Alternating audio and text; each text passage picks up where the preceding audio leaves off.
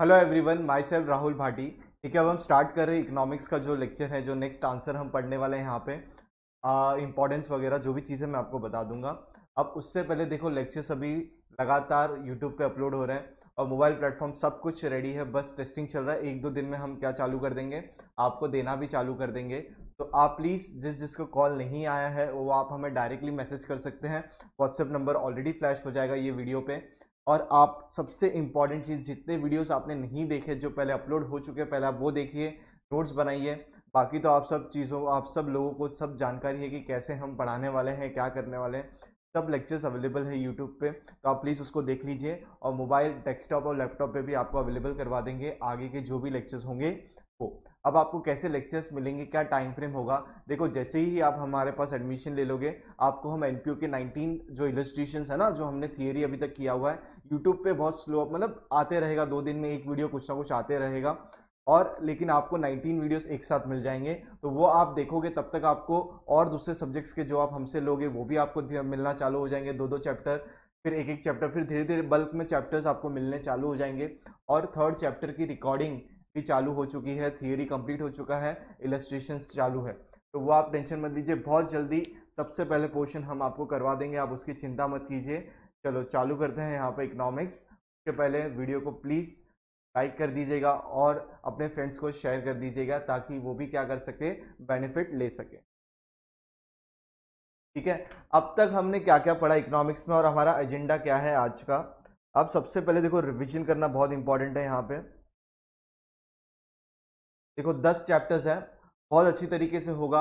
आपको सब चैप्टर्स आप खुद अपने दिमाग में 40 मतलब 30 to 45 मिनट्स के अंदर आप बिना देखे इस पूरा इकोनॉमिक्स अपने पास, उधर अपने दिमाग में बोलते रहोगे, दिमाग से बातें करते रहोगे। तो चलो उसका नमूना जरा देख लेते हैं। सबसे पहले हमने क्या पढ़ा था इकोनॉमिक्स के अंदर, हमने देखा था डेफिनेशन देखा था। मतलब यहाँ पे दो पार्ट, एक माइक्रो और क्या है मैक्रो मिला के बन चुका है मॉडर्न इकोनॉमिक्स। ठीक है ना। तो अब सबसे पहले बात करते हैं माइक्रो की। ठीक है, तो जरा रीड करते हैं यहाँ पे, according to professor Kenneth Boulding का डेफिनेशन क्या है, एक बार स्टार्ट करते हैं। अगर आपको अब तक याद नहीं हो गया होगा तो प्लीज आप याद कर लीजिए मेरे साथ। 1 2 3 start. Micro economics is study of particular firm, particular house hold, individual price, wages, income, individual industries and a particular commodity. One more time. Microeconomics is study of particular firm, particular household, individual price, wages, income, individual industry and a particular commodity. तो इस हिसाब से आपको मेरे साथ बार बार repeat करके आपको यहाँ पे याद करना है, और जब भी लेक्चर्स होंगे मैं आपको प्रीवियस रिवाइज कराऊंगा, उसके बाद ही हम आगे बढ़ेंगे। अभी नेक्स्ट पढ़ते हैं, क्या है, कौन सा डेफिनेशन पढ़ा था हम लोग ने, मैक्रो इकोनॉमिक्स ना। तो मैक्रो इकोनॉमिक्स में क्या था, macro economics deals not with individual quantities but with aggregate quantities, not with individual income but with nation income, not with individual price but with general price. तो ये सब चीजें हमने डिटेल में पढ़ी थी। उसके बाद हमने क्या पढ़ा, सबसे पहले हमने पढ़ा पहला answer, that is what, features of micro economics. तो पहला आंसर ही क्या था, फीचर्स था। तो उसका क्या बन गया था, अपना डेफिनेशन कोड क्या बन गया था, स्मार्ट कोड माइक्रो लैब्स। आप फीचर्स किसका पढ़ रहे हो, किसका, माइक्रो इकोनॉमिक्स का ना, तो माइक्रो लैब। तो एम से हमने देखा माइक्रोस्कोपिक अप्रोच, मतलब एक छोटा सा अप्रोच बोलते हैं ना, कि पूरे फॉरेस्ट में से हम पर्टिकुलर एक ट्री के बारे में पढ़ाई करेंगे। नेक्स्ट हमने पढ़ा इट यूजेस मार्जिनलिज्म प्रिंसिपल। फिर सी से था कॉल्डेस प्राइस थियरी। फिर आर से पढ़ा resource allocation analysis and economic efficiency. Other factors consider to be constant. तुम 90% लाओगे, कांस्टेंट मैंने मान लिया। कैसे लाओगे, कि जैसे मैं बताऊंगा वैसे आप पढ़ाई करोगे तभी, अदरवाइज जो भी पिक्चर देखना है, मोबाइल में गेम खेलना है, ये करना है, वो करना है, वो that is constant, that is irrelevant. मैं मानता हूं वो सब चीजें आप करने वाले नहीं हो। नेक्स्ट है स्टडी ऑफ इंडिविजुअल यूनिट्स। आप जो पढ़ने वाले हो, हर एक टाइम पे एक सब्जेक्ट को पढ़ने वाले हो ना, इंडिविजुअल, पूरा का पूरा एक साथ अकाउंट्स, इकोनॉमिक्स, ओसी, मैथ्स सब एक साथ खोल के बैठ जाओगे क्या, नहीं, आप एक बार एक सब्जेक्ट पे पढ़ोगे। यहाँ पे क्या है, लिमिटेड स्कोप है। ठीक है, आप अपने एरिया को, आप अपने आप को स्किल्स डेवलप नहीं करोगे, आप लिमिटेड रह जाओगे, आप सीमित रह जाओगे। ठीक है ना, दैट इज लिमिटेड स्कोप। फिर एनालिसिस ऑफ मार्केट स्ट्रक्चर, फिर मार्केट में क्या चल रहा है, क्या नहीं चल रहा है, उसको एनालाइज करना है, आपके रिलेटेड आपको अपने आप में बदलाव लाने हैं। ठीक है, next based on certain assumption, और लास्ट वाज स्लाइसिंग मेथड। तो ये पूरा का पूरा बनता है माइक्रो लैब्स। तो आपको ये बस इतना याद करना है, एम से क्या है, आई से क्या है, सी से क्या है, आर से क्या है, तो ये ऐसे आपको याद होगा। अब माइक्रो लैब्स के बाद हमने पढ़ा था फीचर्स ऑफ मैक्रो इकोनॉमिक्स। अब माइक्रो लैब्स में कौन क्या है, गिगी कुछ है ना भूल गया है, तो क्या करता है, जाता है लेके आता है, तो बॉस बोलता है भाई जाओ जाके लैब में चले जाओ, तो गिगी को बोलता है गिगी जी प्लीज चले जाओ, वहां से जो चीज भूले हो लेके आ जाओ। तो लैब के अंदर कौन जा रहा है, गिगी जी जा रहे हैं, और क्या ला रहे हैं, प्लीज बोला जा रहा है साथ में, क्यों, क्योंकि और टाइम पे भेजा जा रहा है, ठीक है, काम है वो तो करना ही पड़ेगा। तो जी से क्या था, जनरल इक्विलिब्रियम एनालिसिस, आई से इंटरडिपेंडेंस, नेक्स्ट वो general price level, income theory, growth model. ये जो है ना यहाँ पे फीचर्स मैक्रो मैक्रो ओवरऑल पकड़ता है, जनरल चीजें मतलब क्या, पूरे के पूरे ओवरऑल, ठीक है ना। जैसे कि मैं आपको सिंपल एग्जांपल बता दूं, यहाँ पे इंडिविजुअल किसी घर की कहानी नहीं चल रही, यहाँ पे पूरे देश की बात हो रही है। समझना चाहते हो क्या बता रहा हूं मैं यहाँ पे, यही चीज बता रहा हूँ यहाँ पे, ओवरऑल जनरल ओवरऑल सबके बारे में यहाँ पे ध्यान दिया जाएगा। इनकम थियरी, एक बंदे की इनकम की बात नहीं हो रही है यहाँ पे, सब लोगों को मिला के सबकी बात हो रही है, देश के बारे में बात, ठीक है। ग्रोथ मॉडल, क्या मॉडल हमें अपनाना है ग्रोथ के लिए, कहाँ पे फायदा होगा कंट्री को, तो ये सब चीजें यहाँ पे मायने रखती है। नेक्स्ट आ जाता है पॉलिसी ओरिएंटेड, क्या पॉलिसी बनानी है। लंपिंग, वहां पे द स्लाइसिंग मेथड, यहाँ पे है लंपिंग मेथड, और स्टडी ऑफ एग्रीगेट, वहां पे the study of individual units, यहाँ पे स्टडी ऑफ एग्रीगेट्स। तो इस हिसाब से आपको कंपैरिजन करके पढ़ना है। फीचर्स ऑफ माइक्रो पढ़ा तो उसी के साथ साथ फीचर्स ऑफ मैक्रो पढ़ लो साथ में, ठीक है, कभी भूलोगे नहीं, याद रखना। Features of micro micro micro micro micro labs, micro labs में कौन जा रहा है अभी, फीचर्स ऑफ मैक्रो, तो आपको इस हायरार्की से याद होनी चाहिए क्वेश्चंस की। तो उसके अंदर क्या हो जाएगा, लैब में किसी को भेजा है, गिगी जी को भेजा, गिगी जी प्लीज जाओ सामान लेके आओ जाओ, रात के 12 बजे भेजा है ना उनको, कि लैब में से कुछ अर्जेंट काम आ गया था, ठीक है, तो उनको भेजा है। तो ये काम हो गया हमारे 2 आंसर्स। ये सब हमने डिटेल में पढ़े हैं प्रीवियस लेक्चर्स में।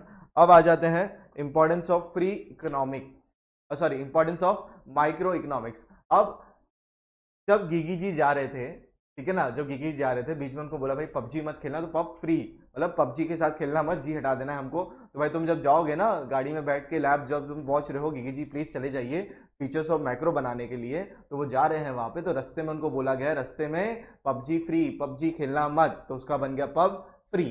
तो अब हम एक एक पॉइंट को डिकोड करते हैं, एक एक पॉइंट को समझते हैं। यहाँ पे माइक्रो इकोनॉमिक्स पढ़ने का इंपॉर्टेंस क्यों है, मेरी बात याद रखना, ये एक ऐसा सब्जेक्ट है, इसके प्रिंसिपल्स आप सही तरीके से दिमाग में बोलते हैं ना छाप दो अपने, ये आपको यूज करें, ये आपको यूज करने में मौका देंगे आगे अपनी लाइफ में बहुत जगह पे। अब तो बस शुरुआत ही हुई है लेक्चर्स इकोनॉमिक्स के, मैं आपको बहुत रियल एग्जांपल्स के साथ समझाने वाला हूँ, बिल्कुल भी चिंता वाली बात नहीं है। सबसे पहला पॉइंट है प्राइस डिटर्मिनेशन। क्या है प्राइस डिटर्मिनेशन। अब देखो कोई भी पर्टिकुलर प्रोडक्ट है, उसका प्राइस सही तरीके से डिटरमाइन होना चाहिए। अब प्राइस कैसे डिटरमाइन होगा, जैसे मैं आपको बताता हूँ, ये मोबाइल फोन है, बराबर है, ये मोबाइल फोन ऐसे ही बन गया क्या, उसको क्या लगा रहेगा, कोई ना कोई जगह पे वो मैन्युफैक्चर हुआ होगा, सीधी सी बात है, कोई भी कंट्री में मैन्युफैक्चर हुआ हो तो उधर का क्या यूज हुआ होगा, लैंड यूज हुआ होगा, फिर वहां के लोगों ने काम किया होगा, फिर क्या होगा, किसी ना किसी ने तो पैसे लगाए होंगे, विदाउट पैसे काम चलने वाला है। उसके बाद एंटरप्राइज, एंटरप्राइज बोलेंगे तो क्या, जो लोगों ने बोलते हैं ना पूरा दिमाग है, एंटरप्रेन्योर दिमाग है, उन्होंने ये सब करने की ठानी कि यस हम लोग मैन्युफैक्चरिंग करेंगे with the use of land labour, फिर क्या है कैपिटल। तो ये इस हिसाब से हमको यहाँ पे ध्यान देना है। अब जरा देखो, लैंड किसी का है तो उसको क्या मिलना चाहिए, रेंट मिलना चाहिए। किसी ने लेबर, किसी ने अपना काम दिया है वहां पे ऑर्गेनाइजेशन में काम किया, तो उसको क्या मिलना चाहिए, पैसे मिलने चाहिए। किसी ने पैसा लगाया है कैपिटल, तो उसको रिवॉर्ड मिलना चाहिए, या तो इंटरेस्ट मिले या तो कुछ ना कुछ मिले सॉरी। और एंटरप्राइज वो क्या चाहेगा, प्रॉफिट। तो ये सबका मिला जुला, क्योंकि जो एंटरप्राइज है, जो ऑर्गेनाइजेशन है, वो ये काम करना चाहती है, मोबाइल बनाना चाहती है, उन्होंने लैंड लिया है, किसी से लेबर मतलब लोग आके वहां पे काम कर रहे हैं, किसी से पैसा लिया है और अपना काम काज कर रहे हैं, तो सबको इस तरीके से बांटना है। तो वो बांटेंगे कैसे, पहले पैसा तो बाहर से आ जाए, मोबाइल बन तो जाए, मोबाइल बिक तो जाए, पैसा आ तो जाए। तो ये देखो, ये आ तो जाए, होने वाली सब चीजें बाहर की बाहर है, ये होगा, लेकिन उसके पहले इन सब लोगों को तो पैसा देना है। तो ऐसा उसका प्राइस डिटरमाइन होना चाहिए कि ये सब फैक्टर्स ऑफ प्रोडक्शन सबको फायदा हो, अदरवाइज कोई भी प्रोडक्ट मार्केट में सांस नहीं ले पाएगा, मतलब सरवाइव नहीं हो पाएगा अगर उसकी प्राइसिंग क्या हो गई, रॉन्ग हो गई। अगर देखो प्राइसिंग कर दी, मोबाइल बेच भी दिया, एकदम बोलते हैं ना एकदम अच्छा प्राइस, मार्केट में धूम मचा दी मोबाइल ने, ठीक है ना, तो ऐसा बोलते हैं ना हो चुका है मार्केट में हल्ला कि जो भी चाहिए पैसा, बोलते हैं यही मोबाइल चाहिए, मोबाइल का प्राइस इतना सस्ता रख दिया था, लोगों ने खरीदना चालू हो गया, एट द एंड देखा एंटरप्राइज से पैसा कुछ बचा ही नहीं, सब तो लोगों को देने में चला गया, तो खुद के पास ही कुछ बचा नहीं। या तो फिर कभी कभी हो सकता है भाई इंटरेस्ट पे नहीं कर पा रहे, सब कुछ बेच के सब कुछ हो गया, प्राइसिंग रॉन्ग चला गया। तो यहाँ पे वही है कि क्या कैसे प्राइस डिटरमाइन करोगे, उसके लिए माइक्रो की आप एक प्रोडक्ट के बारे में ध्यान दे रहे हो, यहाँ पे मैक्रो इकोनॉमिक्स काम आने वाला नहीं है। तो micro economics explains how the price of different product and various factors of production are determine, कि कैसे ये various factors of production are define होंगे, कैसे इसे डिटरमाइन करोगे, कैसे किसका भाव लगाओगे ताकि इस प्रोडक्ट की कॉस्टिंग सही तरीके से बैठे। नेक्स्ट पॉइंट है आपका understanding working of free market economy. ये बहुत इंपॉर्टेंट है। फ्री मार्केट इकोनॉमी मतलब आपको जो चाहिए वो आप करिए, जो आपको बनाना है वो आप बनाइए। आपको जैसे पेरेंट्स बोलते हैं ना, बेटा जो पढ़ना है पढ़, अपने टाइम से पढ़, पर मेहनत करना, आगे बहुत सफलता पानी है। फ्री फ्री छोड़ दिया है ना, तो यहाँ पे भी जरा वैसे ही है, पॉइंट पढ़ते हैं। Micro economics helps in understanding the working of free market economy. तो ये क्या हेल्प करता है, तो understand the free market economy, इससे आप समझोगे फ्री मार्केट इकोनॉमी कैसे वर्क करती है और क्या होता है उसके अंदर, क्या नहीं होता है, जरा हम देखते हैं। A free market economy refers to an economy where the economic decision regarding, यहाँ पे समझो डिसीजन इंपॉर्टेंट है, कौन से डिसीजन, व्हाट टू प्रोड्यूस, क्या प्रोड्यूस करना है, यस मुझे मोबाइल पढ़ना है, सॉरी मोबाइल प्रोड्यूस करना है, हाउ मच टू प्रोड्यूस, कितना क्वांटिटी में प्रोड्यूस करना है, हाउ टू प्रोड्यूस, कैसे प्रोड्यूस करोगे, आर टेकन बाय इंडिविजुअल। मैं मोबाइल बनाना चाहता हूँ, बराबर है, बहुत पैसा है मेरे पास, आपको पता है, तो मैं मोबाइल बनाना चाहता हूँ, मैं जो मोबाइल बना रहा हूँ मेरी मर्जी है मैं कितना प्रोड्यूस करूँ, कहाँ पे प्रोड्यूस करूँ, कैसे प्रोड्यूस करूँ। गवर्नमेंट मुझे हुक्म देने वाली नहीं है कि भाई तुम मोबाइल बनाना चाहते हो, हाँ बनाना चाहते हो, बोले मत बनाओ भाई, तुम क्या बनाओ, चार्जर बनाओ। समझ रहे हो क्या है, तो ये फ्री मार्केट इकोनॉमी नहीं हुई, गवर्नमेंट का कंट्रोल यहाँ पे नहीं है, ठीक है, इंडिविजुअल के पास कंट्रोल है, पैसा इंडिविजुअल लगा रहा है, ठीक है, समझ रहे हो, तो ये माइक्रो इकोनॉमिक डिसीजन लेने में हेल्प कर दिस। There is no intervention by the government, ये रहा, there is no intervention by the government, government बीच में आने वाली नहीं है, और any other agency in decision regarding the production, क्या प्रोडक्शन करना है। लेकिन आप इस समय देखो कि कोरोना के टाइम पे गवर्नमेंट ने क्या किया, प्रोडक्शन पे क्या लगा दी, लिमिट लगा दी कि यस एक्सपोर्ट पे, प्रोडक्शन पहले भाई मार्केट में जो इंडियन गवर्नमेंट है उनको तो पहले सफिशिएंट पीपी किट्स वगैरह मिल जाए, उनके पास तो मेडिसिन वगैरह हो जाए।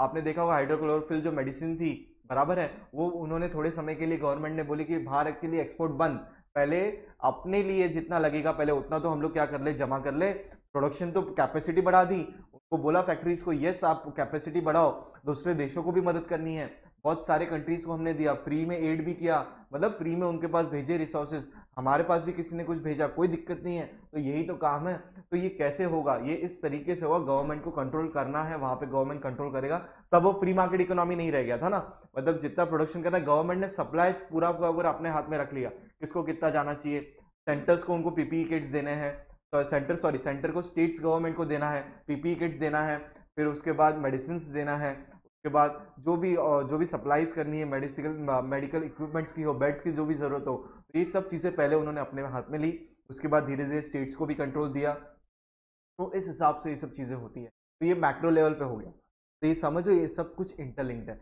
जब आप एक ऑर्गेनाइजेशन की बात करते हो तो वहाँ पे माइक्रो, तो पहला पॉइंट आपने क्या पढ़ा था यहाँ पे, पी से पबजी वाला ना, PUBG free, that is factors of production, तो ये है ना, दैट इज इसके अंदर से क्या डिफाइन करोगे, प्राइस डिटरमाइन, ठीक है, price determination, P Q, understanding working of free market economy, ये आपका यहाँ से आएगा, ठीक है।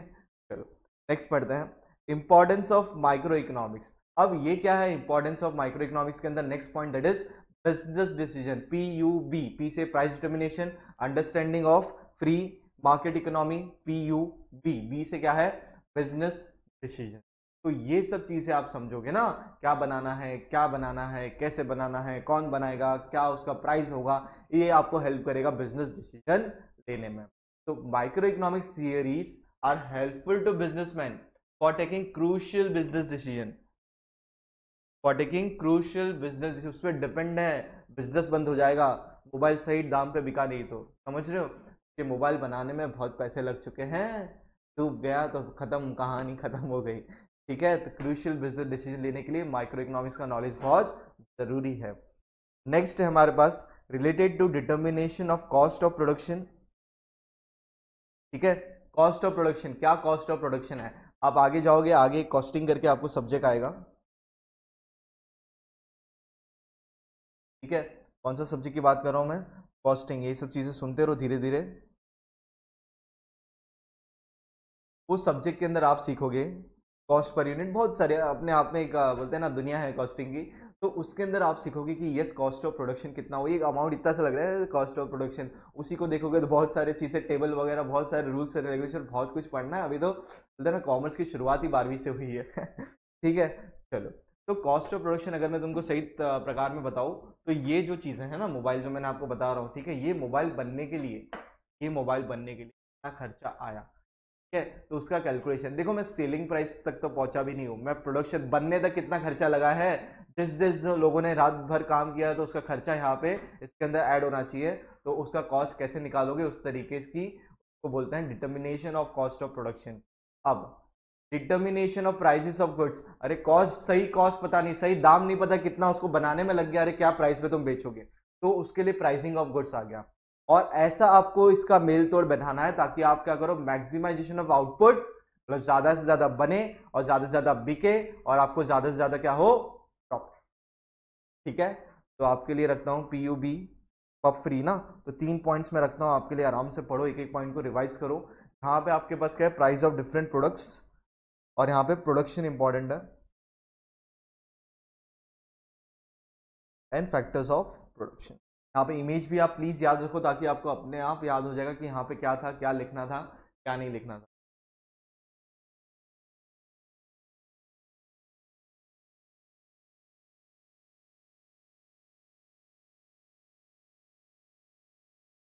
ठीक है, पीयूबी पब हो चुका है, अब फ्री करेंगे, तो याद कैसे रखोगे, वापस से बता रहा हूं, सबसे पहले क्या पढ़ा आपने, features of micro, features of micro, micro labs, ठीक है, फीचर्स ऑफ मैक्रो पे पहुंचे, फीचर्स ऑफ मैक्रो मतलब लैब में कुछ सामान छूट चुका है, गिगी जी को बोला भाई प्लीज तुम चले जाओ, जाओ वो सामान लेके आ जाओ, या लाइट चालू रह गई, जो भी काम है वो आपको ठीक लगे, गिगी जी को बोल दो, प्लीज बोलना मत भूलना, गिगी जी प्लीज। अब जब वो जा रहे थे तब उसको गाड़ी में बोल दो भाई पब फ्री, पबजी खेलना मत, तो पब फ्री काम करना जाके, या तो वहां पे जाके बैठ के पबजी खेलने मत बैठ जाओ, बहुत शौकीन है पबजी का, बराबर है गिगी जी। तो अब ये जो पबजी वाला काम है पब फ्री, कौन सा पॉइंट है, इंपॉर्टेंस ऑफ माइक्रो इकोनॉमिक्स, इसके अंदर पीयूबी हो चुका है हमारा, ठीक है, तो ये वाला बी भी यूज कर लो, business decision, sorry business decision भी पढ़ लो, फिर हम फ्री की ओर बढ़ते हैं, एफ आर डबल ई, उसके बारे में हम पॉइंट्स है उसको हम याद करते हैं अभी, ठीक है, forms basis of welfare economics, यहाँ पे वेलफेयर देखो, जब भी नाम आता है वेलफेयर, एनपीओ भी हमने पढ़ा, वेलफेयर लोगों की भलाई, तो ये वेलफेयर वो वाला काम हो गया, सोशल वगैरह चीजें देखो किधर ना किधर मिलेगा ये सब चीजें, रीड करते हैं, resources are scarce and the government must allocate such resources properly, देखो यहाँ पे पढ़ो जरा, रिसोर्सेज आर स्कैर्स, एक चीज आप भी याद रखना, देखो लाइफ इकोनॉमिक्स में साथ साथ में पढ़ा रहा हूँ, रिसोर्सेज आर स्कैर्स, आप कोई भी काम करने को ठान लो, आपके पास पैसा हो नहीं हो सब इररिलेवेंट है, कोई भी काम करने को ठान लो, आपको रिसोर्सेज स्कैर्स में ही मिलेंगे, क्योंकि आपका काम किसी ना किसी पे तो डिपेंड होगा, अकेले तो कुछ कर नहीं लोगे, तो दैट वो जो काम है ना आपका, वो क्या होने वाला है पता है, कभी वो बंदा अवेलेबल नहीं होगा, कभी कुछ ना कुछ इश्यूज होंगे, तो आप इतना ठान के चलना कि रिसोर्सेज आर स्कैर्स, लेकिन रिसोर्सेज तो है, उसका allocation is the important, allocate देखो यहां पे भी वही है, resources are scarce and the government must allocate, government must allocate perfect allocation of resources, क्यों, for properly such resources properly for ensuring maximum social benefit, मतलब आपके पास जो रिसोर्सेज अवेलेबल है, आपके पास जो समय अवेलेबल है, आपके पास जो बुक्स अवेलेबल है, आपके पास जो टाइम अवेलेबल है, उसका आपको ऐसा अलोकेशन करना है ताकि आप क्या सिक्योर करो, मैक्सिमम टाइम। अभी आप बोलोगे टाइम बहुत कम है, पढ़ाई नहीं हुई है, टाइम तो बचा है, जो भी हो बचा है ना, बुक्स तो वही है, आप भी तो वही हो, एग्जाम देने आप ही तो जाने वाले हो, कोई और आने वाला है क्या, कोई और आने वाला नहीं है, तो आप ही को मैक्सिमम ऐसा अलोकेशन करना है, आपका टाइम, आपके रिसोर्सेज जो ऐसे आपको अलोकेट करने हैं ताकि आप मैक्सिमम आउटपुट, मैक्सिमम मार्क्स निकाल के लेके आ जाओ। अब देखो ये हो गया, यही आप लगा दो, आप जब जॉब करने जाओगे, जो जॉब मिला ऐसा मेहनत करो कि आपको प्रमोशन, जहां उस कंपनी में 2 साल में एक बार प्रमोशन आपको 1 साल में मिल जाए, क्यों नहीं, ताकि आप मैक्सिमम काम कर सको, मैक्सिमम बेनिफिट्स कर सको, बेनिफिट्स उठा सको उस कंपनी, ये वही है,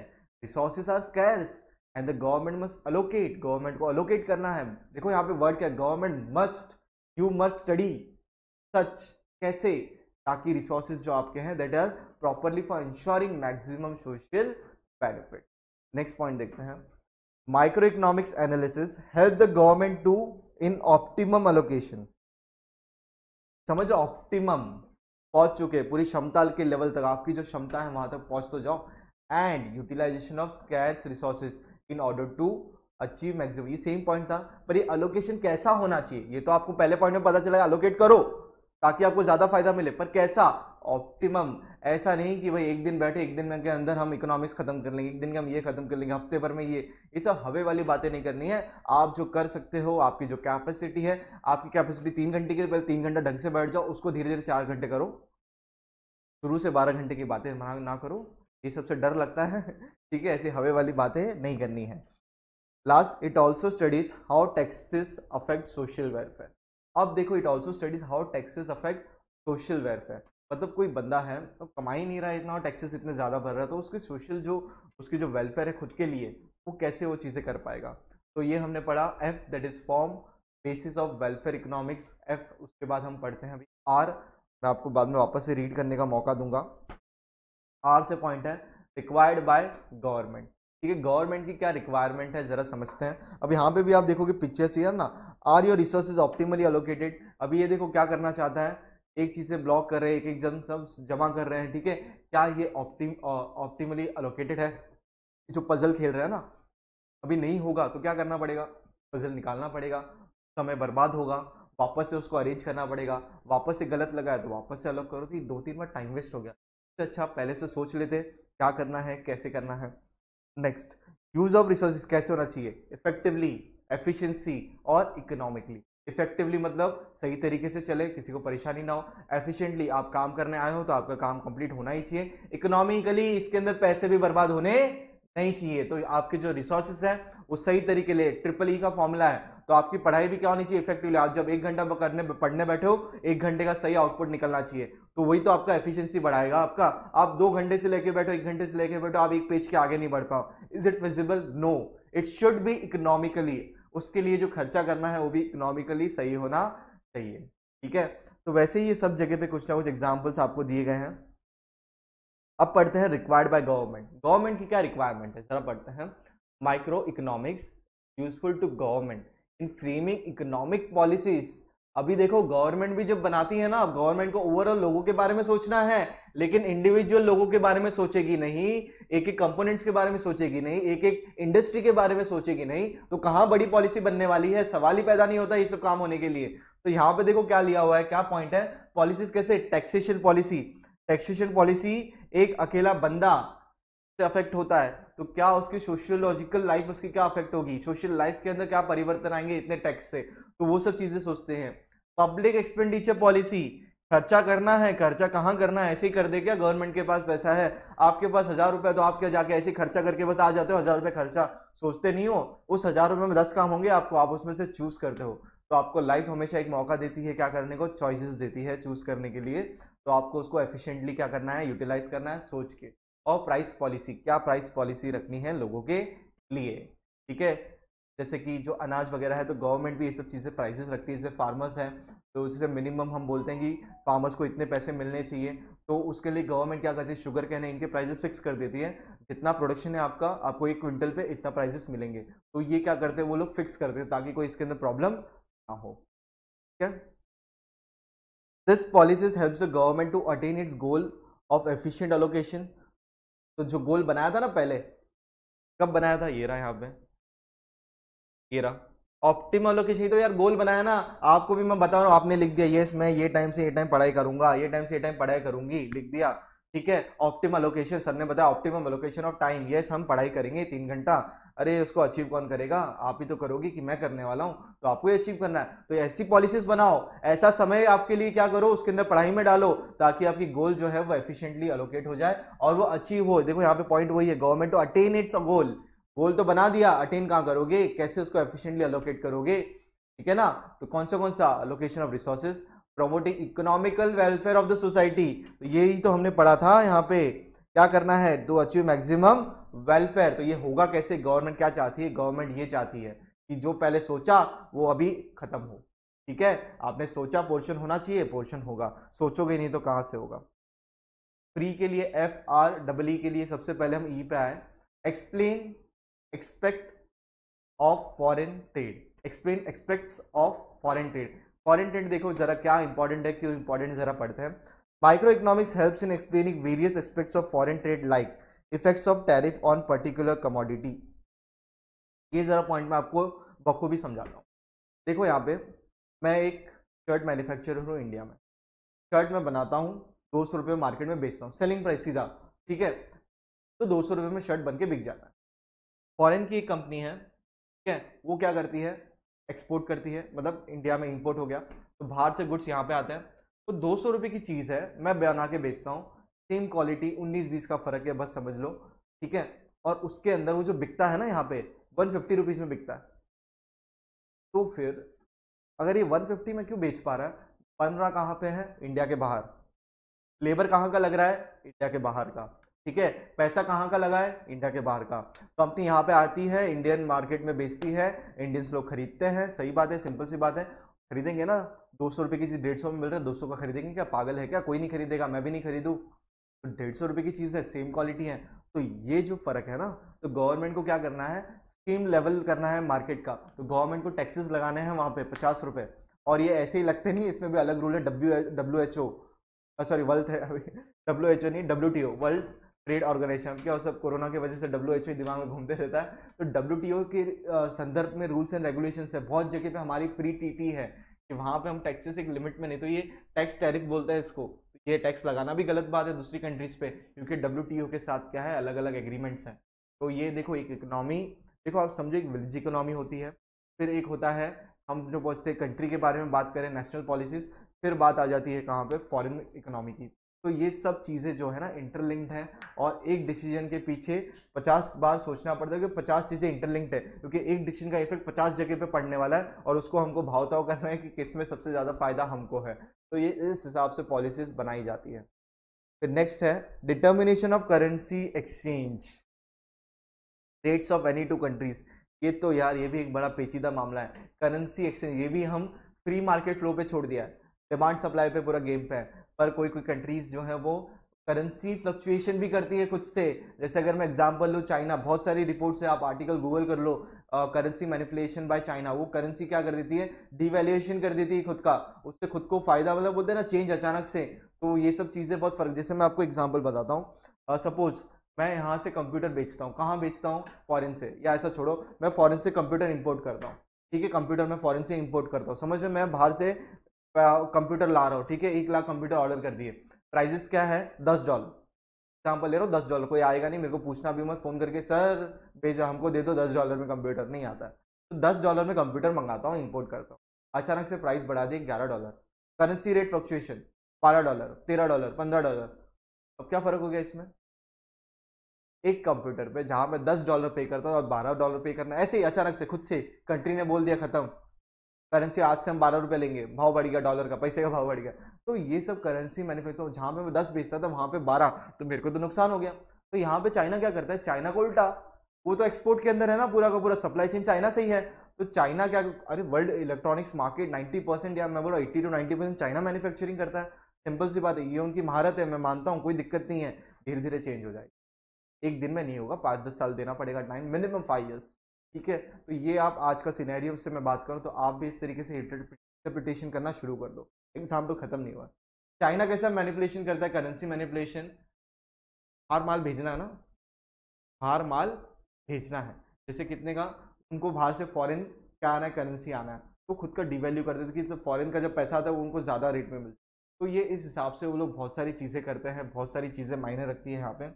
अब जरा आगे पढ़ते हैं, rates of any two countries gain from international trade to a particular country, तो ये एक जगह पे नहीं होना चाहिए, तो फॉरेन ट्रेड का भी क्या होता है, बहुत सारा चीज़ें गवर्नमेंट जब पॉलिसी बनाती है तो उसको भी क्या करना पड़ता है, इंक्लूड करना पड़ता है।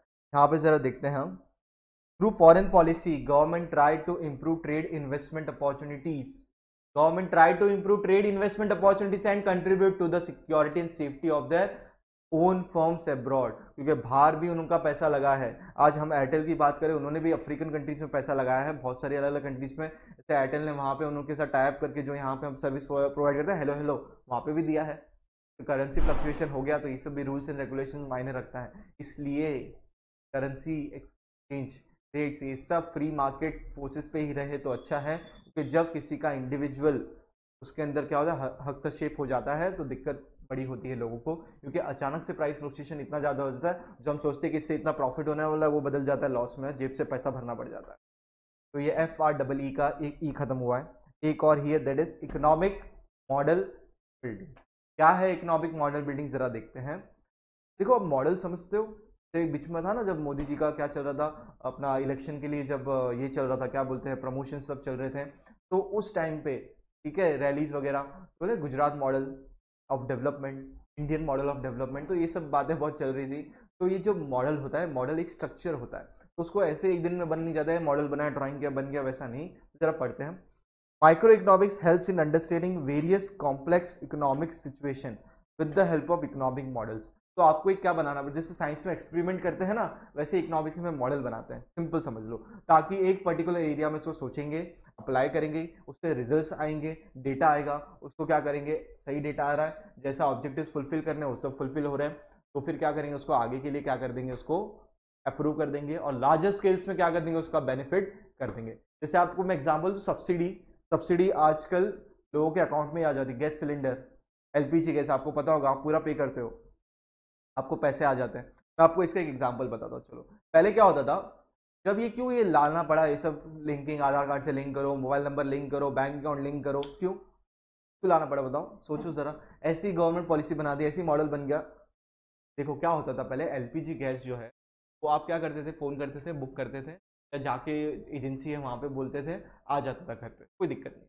लेकिन जिस जिस जन के नाम पे गैस है, कभी कोई क्या हुआ ट्रांसफर हो गया, तो फैमिली में ही बात कर रहा हूँ मैं, जैसे 4 भाई हैं, 3 भाई है, जो भी हो, एक भाई के नाम, बड़े भाई के नाम पे सिलेंडर है, या उनके मम्मी डैडी के नाम पे सिलेंडर है, या उनकी अभी डेथ हो चुकी है वो अभी नहीं है, तो फिर भी सिलेंडर उनके नाम पे आ रहा है।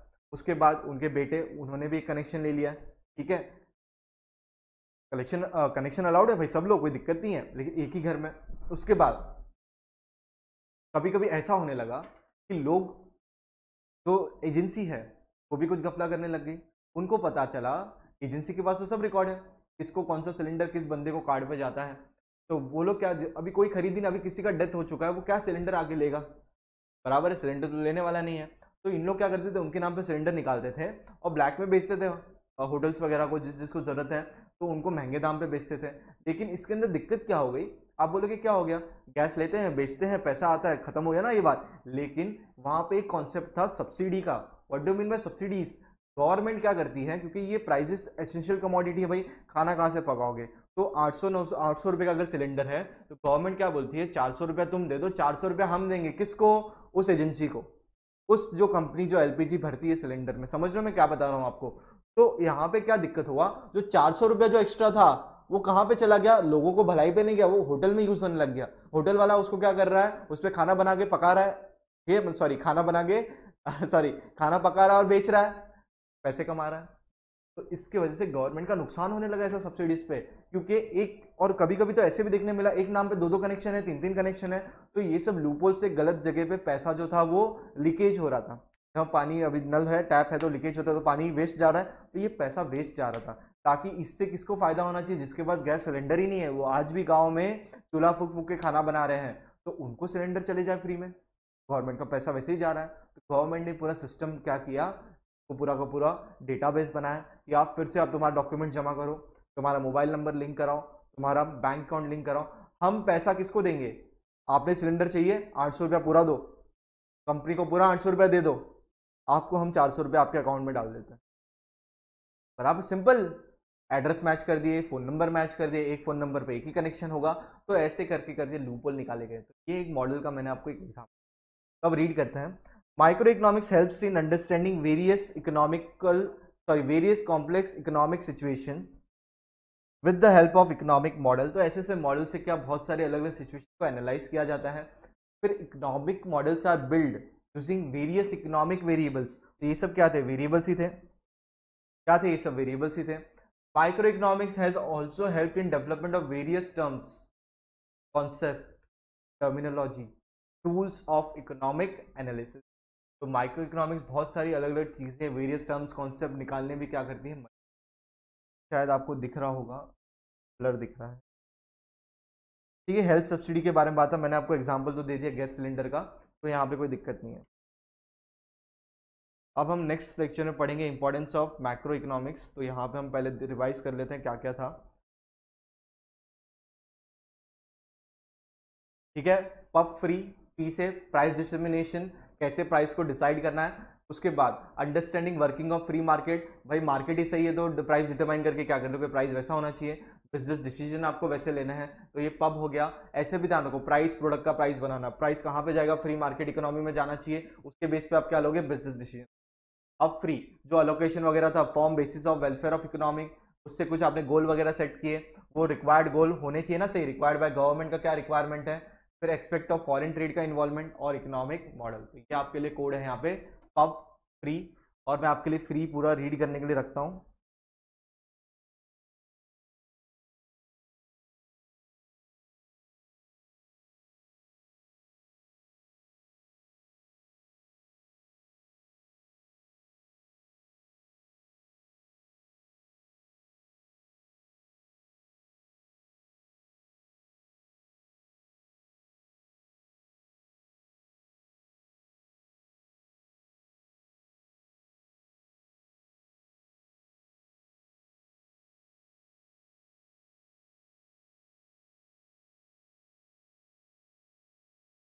ठीक है, आपका लास्ट पॉइंट। अब तक हमने क्या क्या पढ़ लिया है, फीचर्स पढ़ लिया है, इंपॉर्टेंस का पहला आंसर पढ़ लिया है। नेक्स्ट हम पढ़ेंगे इंपॉर्टेंस ऑफ मैक्रो इकोनॉमिक्स। ठीक है,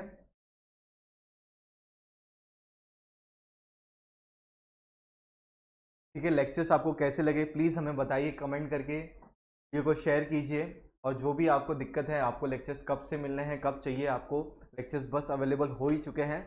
आप बस हमें क्या कीजिए, जो नंबर आपको फ्लैश हुआ है वहाँ पे आप क्या कर दीजिए, हमें व्हाट्सएप कर दीजिए आपका नाम वगैरह, अगर आपको, हम आपको कॉल कर देंगे वापस से, क्योंकि देखो बहुत सारा जो लिस्ट हमने कॉल किया, लिस्ट के हिसाब से कभी कभी बात नहीं हो पाती है, नंबर नॉट रीचेबल आता है, तो हम वापस से कॉल करते हैं तो उसमें और 3-4 दिन लगता है, क्योंकि लिस्ट वापस से घूमने में बहुत टाइम लग जाता है आपका नंबर आते आते। आपसे अगर हमारी बात नहीं हो पाई है तो मैंने नंबर फ्लैश करवा दिए हैं बीच में, तो आप प्लीज़ उस नंबर पे व्हाट्सएप कर दीजिए, आपको कॉल आ जाएगा, मैं खुद आपसे बात करूंगा। और वीडियो को प्लीज़ शेयर कीजिए फ्रेंड्स के साथ, यहाँ पे आपकी पढ़ाई पूरी की पूरी क्लास के अंदर ही याद हो जाएगी आपकी, यही हमारा काम है आपके लिए। ठीक है, थैंक यू।